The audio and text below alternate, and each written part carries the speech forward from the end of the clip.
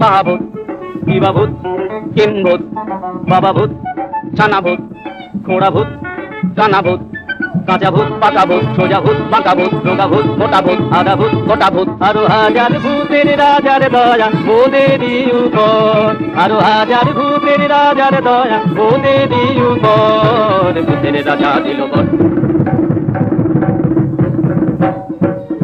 নাই রে আর ভাবনা কিছু নাই রে চাকদিন দিন না দিন তাই আর নাই গো মোদের চিন্তা কিছু কোনো কিছু বুঝতে পারছি না আমি আছি বলতো রাজা খুশি হলে বারবি খুশি হলে বারবি তিনবার তিনবার তিনবার শুধু তিন দেবে দেবে বাউন্সরা খন্ডার খন্ডার চাষবার খন্ডার চাষবার খন্ডার আমাদের জন্য খাওয়া পড়ার কোনো ভাবনা না থাকে খাওয়া খাওয়া বেশ বেশ খেতে চেয়ে হাত তালি ধামাতে যে হাত তালি এর হাতে ওর হাতে মিলে তালি আর খন্ডার চাষবার আমাদের খুব বেশ বাড়াও সাবধান আমাকে যদি একটু ঘুরে ঘুরে দাঁড়াতে পারতাম দেখা দেশ লোকে জোড়া পায়ে করে কোথা দাবি মান করে এর হাতে ওর হাতে তালি দিবি তালি দিবি তালি দিবি আর রাজামশাই যদি আমরা গান বাজনা করে লোককে একটু খুশি করতে পারতাম হবে হবে হবে হবে গানে হবে গলে হবে। নমস্কার, আমি নিবেদিতা চলে এসেছি ভূত চতুর্দশী ব্লগ নিয়ে। আজকে হচ্ছে আমাদের ঘরে ঘরে 14 প্রদীপ দেওয়ার ব্লগ। মানে হচ্ছে রীতি অনুযায়ী ঘরে একটি প্রদীপও যেন নাম্বার 14 সংখ্যার বেশি না হয় বা 14 নাম্বারের নিচে যেন কোনো প্রদীপ না জ্বলে আজ ঘরে।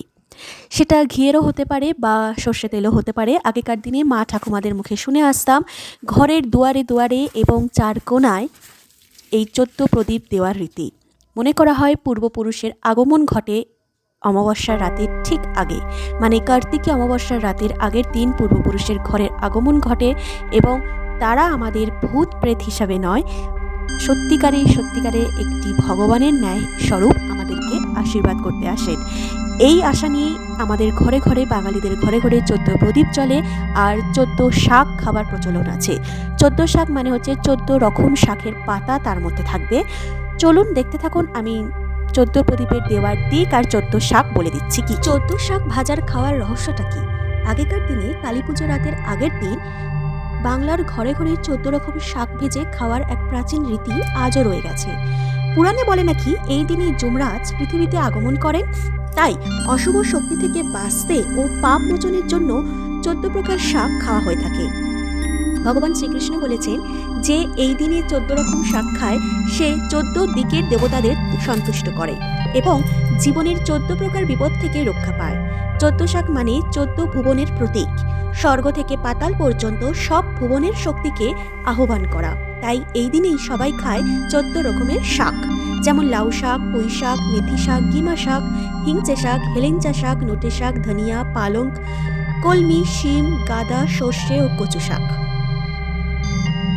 এই একবেলা খাবারে লুকিয়ে আছে সুরক্ষার প্রার্থনা। 14 শাক ভাজা খাওয়া এবং শুধু রীতি নয়, এই ভাজা খাওয়া হচ্ছে এক পৌরাণিক আশীর্বাদ।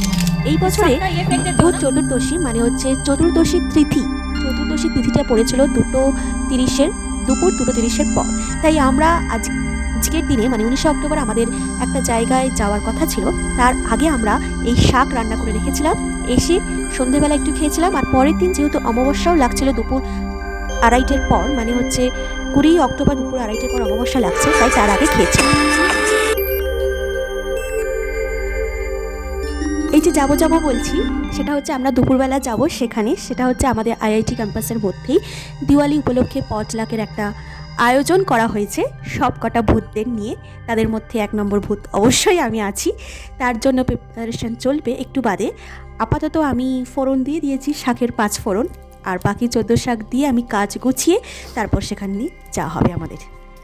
এই যে বললাম 14 প্রদীপের কথা, 14 প্রদীপের থেকে যেন একটা প্রদীপও যেন বেশি না হয় এবং ছোটোবেলা থেকে এই মগজ ধোলাইটাই দেওয়া হতো এবং মা বাবা আত্মীয় স্বজন পরিবার সবাইকে দেখে এসেছি 14 নাম্বারের প্রদীপ জ্বালাতে। এর বিভিন্ন রকম দিক আছে, বিভিন্ন দিকে বিভিন্ন দেবতাদের উদ্দেশ্যে প্রদীপ জ্বালানো হয়।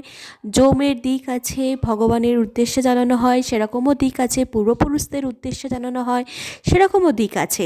মাতৃকুল পিতৃকুল এরকম বহু দিক মেনশন করা আছে বিভিন্ন জায়গায়। আমি অত শত না ভেবে আমি আমার ঘরে 14খানা প্রদীপ যেখানে যেখানে মনে হয়েছে রাখার জন্য উপযোগী সেখানে সেখানে ঠাপাস ঠাপাস করে বসিয়ে দিয়েছি। যাই হোক, আমার 14 শাক এখানে রান্না করা হয়ে গেছে।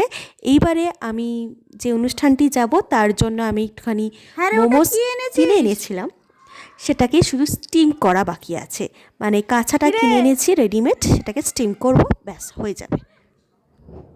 তারপর আমি ঠাকুর ঘরে চলে এসেছিলাম ঠাকুরগুলোকে একটু সন্তুষ্ট করবার জন্য, কারণ যতই হোক আজ ভূত চতুর্দশী, যদি একবার ঘাড়ে চেপে বসে ভূত, তাই ওনাদেরকে একটু সন্তুষ্টি করে ওনাদের কাছ থেকে আশীর্বাদ নিয়ে আমরা বেরিয়ে যাব একটু বাদে। আর এখন আমার সিংহাসনে আপনারা রামজিকে দেখতে পাচ্ছেন না, কারণ আমি দিওয়ালির দিন মানে অমাবস্যা কালী পুজোর সকালবেলায় আমি রামজিকে স্থাপিত করেছিলাম।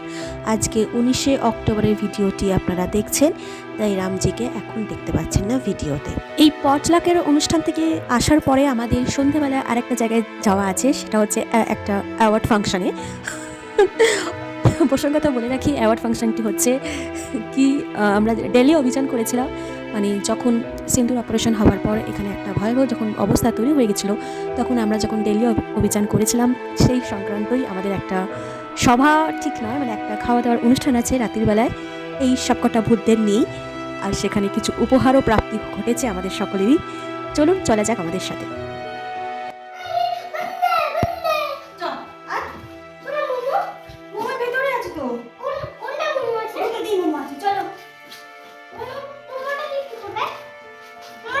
এই যে আমরা চলে এসেছি সেই সুন্দর আবাসনটির মধ্যে। সত্যি যদি বাঙালি না হতাম তাহলে হয়তো এই হৃদয়স্পর্শী রুচিবোধগুলোকে হয়তো বুঝতে পারতাম না। খুব সুন্দর একটি মিষ্টি মেয়ে, নাম প্রণীতা, তার সুন্দর মিষ্টি কারুকার্যতায় পরিপূর্ণ ছিল তার ঘর। আর আনন্দ তো বলার কথা নয়, আনন্দ মজা হই হুল্লোড়ই তো সেদিনকে মেন উদ্দেশ্য ছিল আমাদের।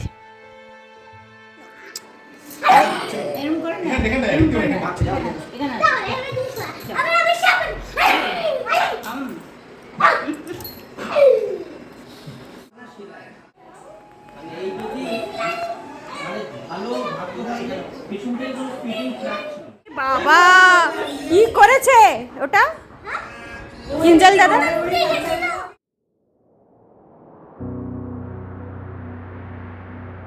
যাওয়ার সাথে সাথেই আমরা সব পেঁচিরা মা লক্ষ্মী মানে প্রণীতার হাত থেকে পেয়ে গেছিলাম নাড়ু। তারপরেই ছিল বিভিন্ন রকমের খাওয়ার আয়োজন। অবশ্যই 14 শাকের মধ্যে আমরা মেথি শাকও সেদিনকে পেয়েছিলাম। খাওয়ায় দাওয়ায় গল্পে আড্ডায় সেদিনকে পুরো বাঙালি আনায় ছোঁয়ায় ভরপুর ছিল। খাবারে ছিল বসন্তী পোলাও, তার সাথে ছিল চিকেন কষা, ছিল পনির শুক্তো, স্যালাড, আর ছিল তার সাথে মিষ্টি, আইসক্রিম, মোমোস, আর ছিল একটা ফুলকপি আলু দিয়ে একটা তরকারি। এটা বলতে ভুলে গেছিলাম, যে এটা এনেছিল সে হয়তো আমার ঘাড় মোটকাতো ভূত হয়ে।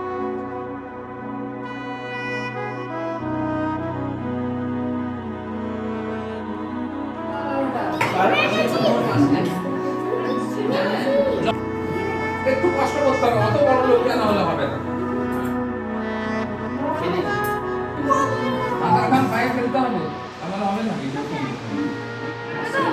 অর্ধেক কার্টেন আসবে, অর্ধেক মানুষ আসবে। ভূত চতুর্দশীর রাতে আলো জ্বলে ঘরে ঘরে, 14টি প্রদীপ জ্বালো, অন্ধকারটা দূরে সরে। পুরনো সব আত্মারা আলো খোঁজে আসে নিরে, ভয় পেও না ছোট্ট মনি, ওরা চায় শুধু শান্তি নেবে।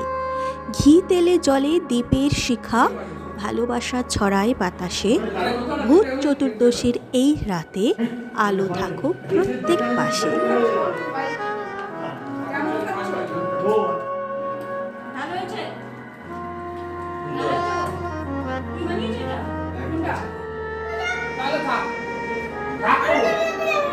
বাজানো সম্ভব আপনাকে ঢাকি এখানে আছে বাজুন তো দেখি এখন আমি ঘুরে আসবো, মাথা খারাপ হয়ে গেছে। ও দাও, তোমার একটা পরিবেশনের ভিডিও পাইনি নাড়ুটা, তাই এটাতে জোয়ানি নিয়ে নিচ্ছি।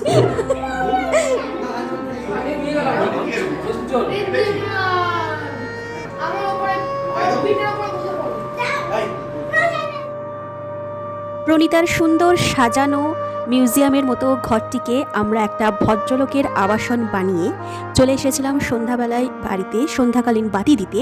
তারপরে বাতি 14 প্রদীপ সন্ধ্যাকালীন পুজো করে আমরা সেই অ্যাওয়ার্ড ফাংশনটিতে চলে গিয়েছিলাম একটি হলে, সত্যজিৎ রায়ের সিনেমা হলের মতো তার বাড়িটি। চলুন আমার সঙ্গে আপনারাও। মনে হচ্ছে নাকি প্রসঙ্গত বলে রাখি, আমরা সিন্দুর অপারেশনের পর আমরা অনেকে একই সাথে দিল্লি অভিযান করেছিলাম। অবস্থা খুবই তখন ভয়াবহ হয়ে গিয়েছিল আমাদের মতো সাধারণ মানুষের কাছে। তাই দিল্লি অভিযান করেছিলাম যখন, তখন যে কটা ফ্যামিলি আমরা ছিলাম সে কটা ফ্যামিলি মিলেই আমরা আবার গেট টুগেদারের মতো আয়োজন করেছিলাম এই দীপাবলির আগের দিন। দেশের জয় মানে আমাদের জয়, দেশের জয় মানে দশের জয়, আর আমাদের সিন্দুরের জয়। এটাই উদ্দেশ্য ছিল আমাদের সেদিনকে রাত্রিবেলা গেট টুগেদারের। আর প্রতিটা মেয়ে সিন্দুরের জয় উপলক্ষে পুরস্কার প্রাপ্তিও পেয়েছিল। ঘরের 14 কোণায় যখন 14 প্রদীপ আমি প্রজ্বলিত করছিলাম, তখন মাথায় শুধু একটি কথাই ঘুরছিল, যদি এই 14 পুরুষের মধ্যে কারোর জন্ম হয়ে থাকে তাহলে তো সে বারবার হেঁচকি তুলছে। যাই হোক, ধর্মশাস্ত্র অনুযায়ী তো বলে যে মনুষ্য জন্ম 7 জন্ম হয়, তাদের যদি এটা 5 নম্বর জন্ম থাকে সে অন্য জন্ম এখন উপভোগ করছে, আর তার নাম স্মরণ করে বারবার প্রদীপ প্রজ্বলিত করছি মানেই কথায় বলে সে নয় বেশম খায় বা হেঁচকি তুলে বা হচট খায়। যাই হোক, আমার ঠাকুমাকে যখন আমি প্রশ্ন করেছিলাম, ঠাকুমা মানে আমার বাবার মাকে যখন প্রশ্ন করেছিলাম যে হিন্দু শাস্ত্র অনুযায়ী মনুষ্য জন্ম হয় 7 বার, আর শাস্ত্র অনুযায়ী বিশেষ করে মুসলিমদের কোরআনে আছে নাকি মনুষ্য জন্মের পর কার কোনো জন্ম হয় না, তাহলে কি সৃষ্টিকর্তা মনুষ্যভেদে পার্সিয়ালিটি করেন, মানে এক একজনকে এক এক রকম কথা বলেন? ঠাকুমা হেসে বলেছিলেন, অবশ্যই নয়, সৃষ্টিকর্তা পরমেশ্বর এক, তার কোনো কথা বা তত্ত্ব ভুল হতেই পারে না। আমার ঠাকুমার মতে ছিল যে মনুষ্য জন্ম 7 বার হয়, এই কথাও যেমন সত্য তেমনি তাদের ক্ষেত্রেও ওই কথাটাও সত্য, মানুষ যখন জন্মায় পরজন্ম বলে কিছু হয় না। যেমন ধরো, মানুষ জন্মালো প্রথম, দ্বিতীয়, তৃতীয়, চতুর্থ, পঞ্চম জন্ম বা ষষ্ঠ জন্ম হয়ে সে হিন্দু হয়ে, সপ্তম জন্ম যখন তার হবে তখন সে হয়ে গেল মুসলিম হয়ে তার জন্মগ্রহণ হলো। সুতরাং সপ্তম জন্মের পর যখন আর কোনো মনুষ্য ধর্ম হয় না এবং তার ধর্মই হলো তখন মুসলিম, তখন তার ধর্ম তাকে শেখাচ্ছে তুমি যখন জন্মেইছো মুসলিম হয়ে তোমার পরজন্ম আর কিছু হয় না, তার মানে ধরেই নিতে হবে তার তখন সেটা সপ্তম জন্ম। তাহলে দুদিক থেকেই অর্থটা সমান ও পরিপূরক হলো। এটা হচ্ছে আবার ঠাকুমার মতামত, ছিল ঠাকুমার হিসেব। কারণ সৃষ্টিকর্তা এক, সৃষ্টিকর্তা কারোর সঙ্গে কোনো ভেদাভেদ করে না, সৃষ্টিকর্তার কথা হয় পরম সত্য। আজকে এই ভিডিওটা আমি যখন আপলোড করছি ভাইফোঁটা হয়ে গেছে, আমি আমার সমস্ত ভাই দাদাদের কাছে ক্ষমা প্রার্থনীয়, কারণ আমি কলকাতা যেতে পারিনি। অবশ্য অনেক দাদারা ভাইরা আমার কলকাতাতে ছিলও না, যারা ছিল তাদের কাছে ক্ষমা প্রার্থী। আমি 1 কিলোমিটার জার্নি করে যাওয়ার মতো শক্তি বা ইচ্ছে বা সময় কোনোটাই আমার কাছে ছিল না, তাই সকলকে আমার প্রণাম ভালোবাসা জানাই। আর চলো ভিডিওটা তোমরা দেখতে থাকো। পাওয়া যায় হ্যাঁ, না সে জানি না। না, তুমি কি শীতকালে কিনেছো? এই বলো না কখন ছিল, তোমরা ছিলে? কে ছিল? আমি ছিলাম, একাই ছিলাম। বলে আমি ছিলাম একাই।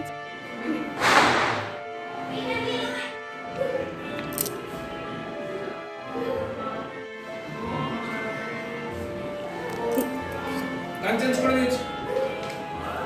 কেন গান না চালালে কি মানে পরিবেশটা ঠিক হয় না নাকি? ভাই আমার গালাগাল করছে। না না, যথেষ্ট ঠিকঠাক হয়।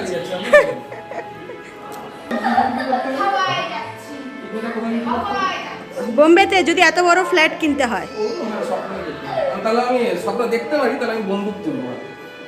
মাফিয়া হবো। আচ্ছা শোনো না, ও গড, পদ্মবনে মস্ত বসে না, এটা করবো আমি শুয়ে থাকবো।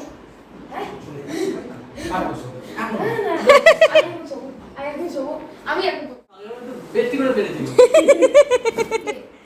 মারিনি এখন ভালো।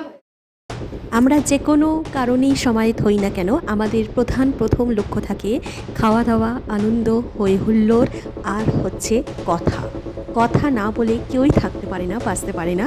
কথা, খাওয়া দাওয়া, এইটাই হচ্ছে আমাদের প্রথম লক্ষ্য থাকে। যাই হোক, অনুষ্ঠান ভালোভাবেই হয়েছে। ভূত চতুর্দশী, একটা ভূতের দেখা পাওয়া যায়নি আমাদের ক্যাম্পাসে, কি করে আসবে? বিষে বিষক্ষয় হয়, স্বয়ং ভূত তো আমরাই।